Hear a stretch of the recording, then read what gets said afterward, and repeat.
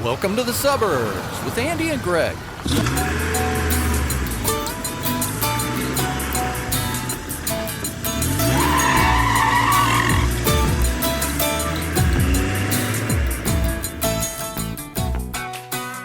When John Mellencamp was recording at TRC, we talked about the Crumblin Down session. He was BSing with the guys in the band, and he had a relationship with his grandmother who kind of raised him to some extent. She called him Buddy, and she was a very religious woman, prayed all the time. She said, "Buddy, I think we should pray." So, okay, Grandma. And he was a kid, a young teenager, and they were holding hands, and she began praying, and then next thing you know, she's speaking in tongues, and he's thinking, wow, that's weird. And then she's continue on praying, and then she's back speaking English, and then she says, "Jesus, Buddy and I are ready to come home." And he's like, "Whoa, Grandma, Buddy's not ready to come home. You got drinking, smoking, cussing. Yeah, we coming. Buddy and I are coming home." Jesus, leave the light on for us. She probably was ready. She was probably in her 90s, probably at the time, you know. How was your relationship with your grandparents? Good. They were always out of town, so there wasn't a nurturing relationship like you've had with yours. Well, that was only on one side of the family. So you're saying the other side forced you into adult baby play? My dad's parents lived both in their late 90s. That's stout. Yeah. My dad's getting ready to turn 92 in November. Mine just turned 90. Don't tell anybody that my mother will be 90 in January. How old is her hip? 90. Is it? Both of them? What'd she just have replaced? Was it a shoulder? A knee. Knee. Brand new knee. Soccer injury? Yeah. Picking up shells on the beach. Man, that must have been a big shell that pushed her over the edge. I made an observation recently. In the world of hip-hop, you may know that there's artists. There's Lil Uzi, there's Lil Wayne, there's Lil Bow Wow, Lil Jon, Lil Kim, Lil Yachty, Lil Scrappy. There's only one biggie. What do you suppose that is? The Lil moniker can be plopped onto anything, but there's only one biggie. It could be Lil Greg. It'd be Little Greggy, if you're talking about the way my grandmother spoke, until she saw a psychologist speak. And this person drew the line in the sand on the Y at the end of your grandchild's name. Once they become a teenager, you need to drop the Y. I was in college when she saw this guy, so I was Greggy a lot longer than my tween or teen. And she would go, "Oh, Greggy." And my friends in college are like, because she lived like 2 blocks from Ball State, so we would go over there to do laundry. There you go. Built-in laundromat. Greggy.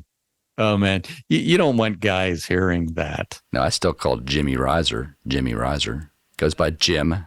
And then I think we have a mutual friend, Ricky. Ricky. Mm-hmm. I think he told me that was on his birth certificate. Is his middle name Bobby? Ricky, it could be. It would make sense. In July, I am sitting early in the morning, having coffee at home. I'm off mom duty. G-Dog and I have had our walk. I see all of a sudden in the middle of my yard, female legs. Hubba hubba. Through the leaves in the trees. And I'm thinking to myself, and then there's a dog with her, a small dog.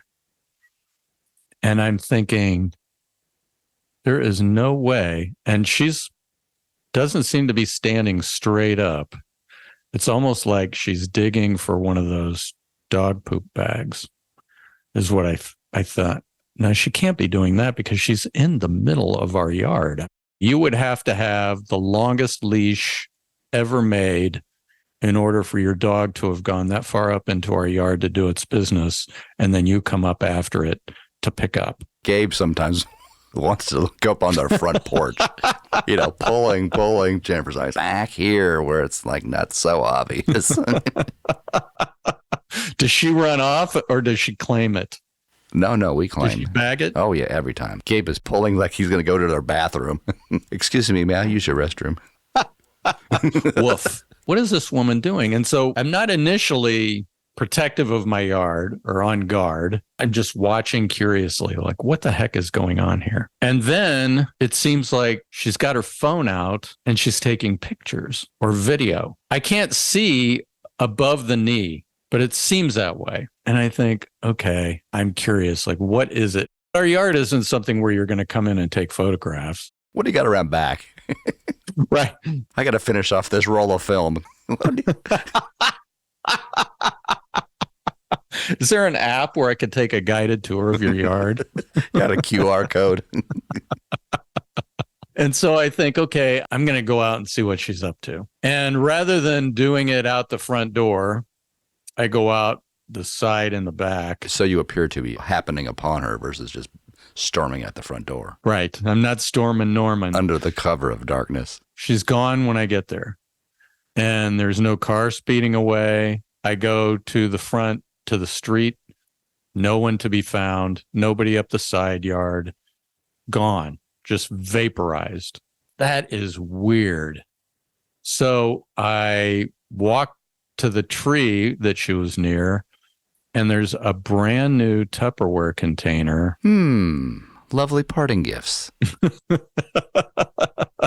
With a lid nearby, and it's got cat food in it. And I look up in the tree, there's a cat up in the V of this tree. And I thought, okay, this is even weirder because she knew that cat was in that tree. How did she know from the road with other trees in the way? Well, she might have had x-ray vision. How did she know that that cat was up there? And then she got food and a Tupperware container and came back and tried to lure the cat out with food. And it must not have liked that version because it was still up there. Hey, lady, what else you got? Yeah, right. You know that I only eat fresh tuna with sesame seeds. The cat may have had its location services on its phone. That's why she tracked him to the tree. Oh, yeah. It's got an Apple Watch collar. Watch collar. So did you solve this mystery or is it unsolved? I'll tell you what I did. I ate the cat food. Well, I did eat the cat food. I was going to get to that later, but yeah, I got hungry. I had one edible left over from mom duty, and so I ate the edible and then got the munchies and ate the cat food. Actually, one of my summer jobs was working in a place, Wright Bachman, which is no longer around, which sounds like a band maybe that spun off Bachman Turner Overdrive. The Wright brothers. Yeah, they both got together and recorded, so they became Wright Bachman. And there was a dude that was there that was a lifer, and he ate tuna cat food out of a can. Oh, dude. And we were looking at him like, that's cat food. You know I know that it says tuna, but it's cat food. And he said to us, tuna is tuna. Wow. We were down in Florida at one of our favorite restaurants with my parents, and Jennifer sees on the menu, tuna salad. She goes, oh, tuna salad, that sounds good. And the waitress comes over, and Jennifer, of course, has a question for her and says, was that albacore tuna? The waitress gives her this blank look and says, yeah. And walks away, and Jennifer's like, pretty much sure that reaction was, I don't know what albacore means. Right. Not even that it was or wasn't. She used big words. We were onto a Caesar salad with chicken instead. Of course you were. I can't believe she was even considering something other than chicken. And my dad sees a turkey sandwich on the menu and asks the waitress, is there a bird in the back? She goes, I got a bird for you. He didn't want turkey roll. He wanted an actual turkey. Do you guys butcher your own food? Coming from the background. What was that gunfire? Or killing your lunch. So I derailed you with my interjection. I was talking about the lady in my yard. Oh, yeah. Please continue. I go into the garage. I've got an extension ladder that I think I can go up to the peak of the tree where that cat is. I mean, she felt compelled to come into my yard without asking, bring us Tupperware and leave, and never even a phone call. You'd have thought she could have also brought a ladder. And a plate of cookies. I mean, if she's going to go to all the trouble of invading my yard for this cat, Bring the freaking ladder. She probably thought no one's going to see me. Yeah, I don't know why they would in the front yard. Why would anybody think to look in the front yard of the house rather than the back corner or in the shrubs? She didn't come in disguised as a bush. She just came in. I put the ladder all the way up. It fit fine right in the V of the tree. I talked to the cat the whole way up. We had a good conversation, mostly one way, mostly me talking to the cat, but it seemed relaxed. And the whole idea was I don't want it to just like grab my face in its claws and then use me as a launch pad to jump 20 feet down. To the cat food. Yeah, to the cat food. So we have a good conversation. It seems relatively at ease. I get all the way up to it. It preferred to not be grabbed the way that I was initially grabbing it. So we had another conversation. Apparently, don't grab a cat by the balls first. You need to introduce yourself. Well, that's good information. It's almost like a public service announcement. I'm Greggy. Yeah. I know of a good seafood restaurant. We can go there after this. I apparently grabbed it the right way, and it was a big fat cat. It was heavy. It was probably a 20-pound cat. Greg, careful. That's body shaming. So I climbed down the ladder without episode. We get to the bottom. I let it go. Fur everywhere at that point. Pussy galore? Put the ladder away. I looked at the Tupperware and I thought, this looks brand new. Ours seems to always disappear.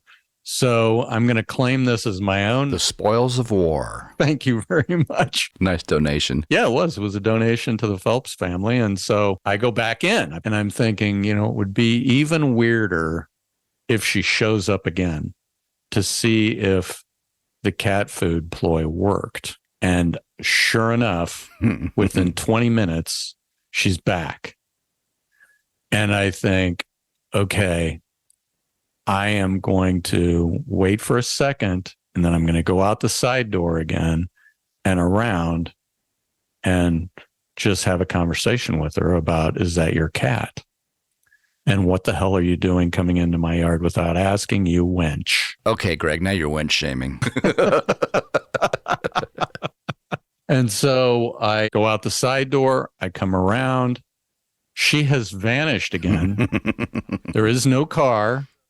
There is nobody going up the street in any direction, nor running through the yard of the neighbor across the street from me. She just like vaporized, never to be seen again. Could she have been a ghost? Was she a ghost? I couldn't see through her. Okay, then that's a no. Coming and going at will like that, you'd think there's something paranormal going on. Like I said, I just saw her from the knees down.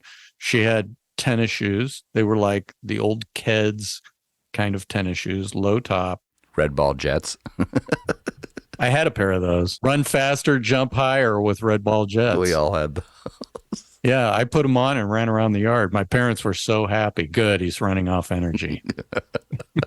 Why didn't we think of this years ago? Time me. Time me. My mom's trying to figure out which app to use. Oh, that Greggy. All that energy. So anyway, the woman, I've never seen her. I don't know where she lives. I know nothing about her. Except she has nice Tupperware. She has brand new Tupperware. Well, she's less one. She's down but she one. knows why that one's disappeared. Ours are like the sock in the dryer. I mean, I have no idea. Have taken some of your junk Tupperware out and put it out there in place of it. Replaced it with like a butter dish or something. That would have been hilarious.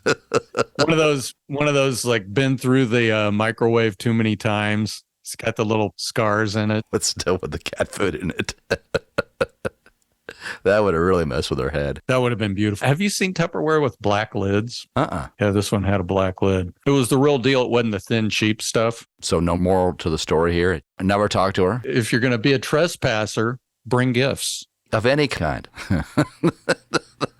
It's just the intent. It is the intent. It's the thought that matters. But I don't think that she had the lid on that cat food for, I don't think it was stored with the lid on it because it was very dry and crunchy. It was like break your tooth hard. Did the cat run away? The cat left. Bye now. And by the weight of it, I don't think it missed a meal. I really don't think that It wasn't hungry. that cat hadn't missed a meal in a long time. Wow, you know what? That was a perfect story. You've kind of established the fact that your parents live in Florida in a retirement community not named Del Boca Vista. Correct. And the lunch lady there doesn't like requests for things that are not readily available on the menu. Prior to moving there, they lived in a home in Bradenton. A house, not a home for unwed mothers. It was ground level. This is early on in our relationship when my mother was learning what Jennifer did and didn't like. Okay. Even though Jennifer made it abundantly clear what she did and didn't like. Is that because one of the suitcases was nothing but snacks? Wow, you're not traveling light this time. A live chicken. My mother, she's a big on casserole. She was going through her casserole phase. So she'd make a bunch of stuff and just drag them out one after another. Oh, pre-made. Yeah. Oh, wow. Knew you were coming to visit, and so she... Jennifer also many times will bring leftovers home from a restaurant. She likes leftovers. Mm-hmm. She also likes the foil swan that they make. It's emergency food is what it basically becomes. Out comes this casserole one night with rice and shrimp. Oh, man. And Jennifer's giving me the stink eye. Yeah. Didn't you too? I mean, the minute that I see rice and shrimp in a casserole, I don't know. Now, you eat what mom serves. Whatever comes out of the oven is what goes on your plate. Do they use cloth napkins or paper napkins? Oh, cloth. Yeah. So do we. That makes it hard to pile everything in a napkin and throw it away. Like Elaine on Seinfeld, filling her pockets with meat. I'm a glutton for mutton, Jerry says. Luckily, Jennifer had some leftovers, so she could politely say, I think I'll just have that leftover chicken from last night. You don't like this shrimp? You don't like shrimp casserole? No. Cream of mushroom soup, rice, and shrimp. Could you text me the recipe? I could. Could you? Mushroom soup, rice, shrimp. I got that right. It is mushroom soup. Bake it at 350, yeah. So she got out of the casserole scenario. Breakfasts were rather mundane there. My dad ate Leftover shrimp casserole. 65 years of a bowl of cereal. And for 65 years, my mother would make toast, burned, and then scrape it into the trash can. I thought you were going to say on top of the casserole. Now, that would be a crunchy topping. This is delicious. Their home being on a ground floor allowed me the ability to raise the window, climb out the window, and drive to McDonald's to get breakfast for Jennifer and I. It's like a jailbreak. Wind the window open, climb out.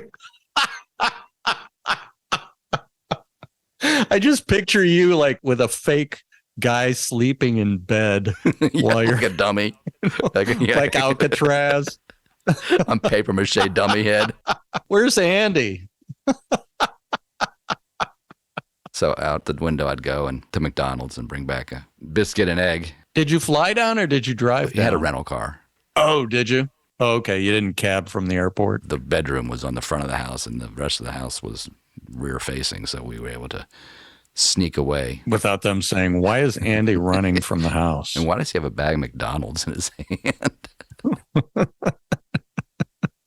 Growing up, we never had a lot of snack food or fast food for various reasons. Eating healthier. Mm-hmm. Never had chips on a regular basis. We'd go to like Subway and they'd have some sort of a baked chip or something. My dad, of course, he'd love to have some chips. So, Jennifer, would you like some chips? Well, I sure would. Thank you. And then he just started scarfing them all down. Jim, save me some, please. What did you have for snacks? Like mushrooms? No. Carrot sticks? Yes. Yeah, no mushrooms, carrot sticks. Yeah. No, I know. I didn't figure you really had mushrooms. I was just trying to go for an obscure, weird snack. Andy, why don't your friends ever come over after school? Like, you go over to their house. Why don't they come here? Mom, I think it's because the only snacks that we have are raw mushrooms. No response. Too busy tripping from all the mushrooms. Oh, that kind. Okay. Desserts were bananas cut up with milk and sugar, blueberries with milk and sugar, fruit cocktail. with milk and sugar. Milk and sugar on the fruit cake. They had enough sugar on them already. But so that was dessert. Would you like some dessert? What would you like? I just like the sugar. Yeah. Could we just have the sugar? Could I have a cup of sugar, please? These all sound like hearkening back to the early days of the nuclear families that we sort of grew up in. Did you have a mid-century modern house? Quasi. Oh, really? Yeah, of course it was just century. It wasn't mid. Oh, I see. It was just a house. The old chicken in every pot and 2 cars in every garage and that whole, 2 kids, 2 cars. Back in the earlier days of the 60s, when people would come home from work, you would visit with your neighbors and you chit and you chat and you talk. One specific thing that changed that in culture, the garage door opener. The garage door opener changed the whole dynamic of returning home from work. It allowed the abusive spouse to start beating on you the minute that you came in without other people seeing. Quicker. What's for dinner? Shrimp casserole. Let's go visit the neighbors. Let me out of here. At least swap out the cream of mushroom soup for like gumbo or something so that there's like something that resonates with shrimp. You know what? This could use a little bit of shaved ginger, that and lemongrass. And a little less shrimp. All right. Like none. Got an idea on altering this recipe. Swap out the rice and the shrimp for something else. Well, that'll totally change the recipe. Yeah, you're starting to see the light. Yes, it will.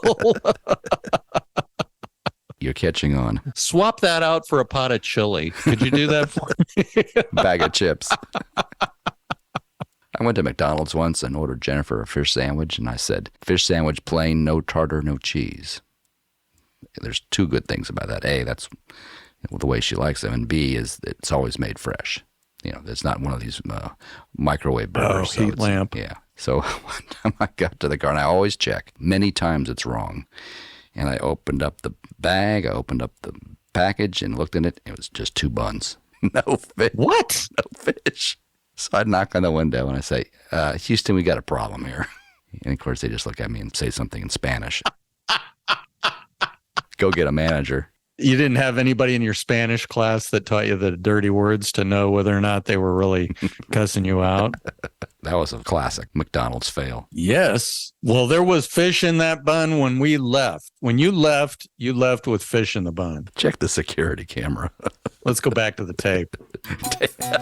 Hi, this is Andy.